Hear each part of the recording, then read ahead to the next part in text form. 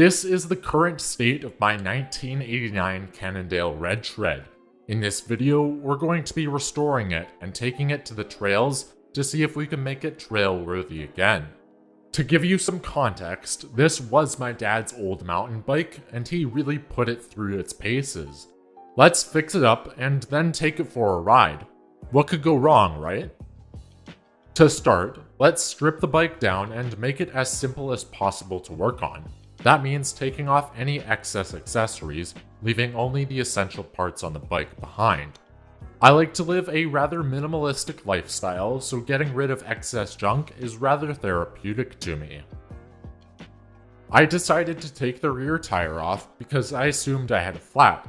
Turns out, it was just low from sitting for too long. Now that we've got all the excess off, let's give it a deep clean.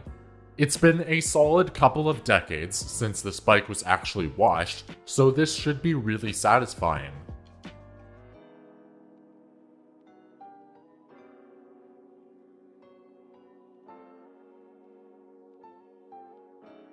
Does anyone else find that giving their bike a deep clean is rather relaxing?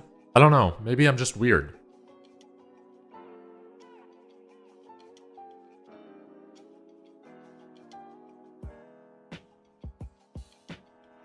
It's worth noting that I did take the fenders off to make it more simple, and I kind of regret that now.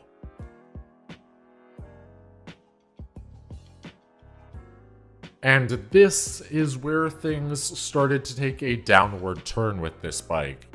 Luckily, I did have an extra 26-inch Maxxis Minion lying around, so that should fit on just fine. Let me reiterate. This 26-inch Maxxis Minion should fit on just fine. I completely done goofed and was too oblivious to see that it was a 27.5-inch tire.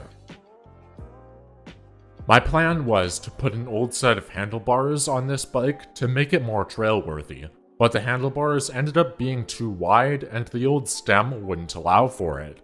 But after pumping up the tires and adjusting the brakes, this bike is trail-ready. Speaking of which,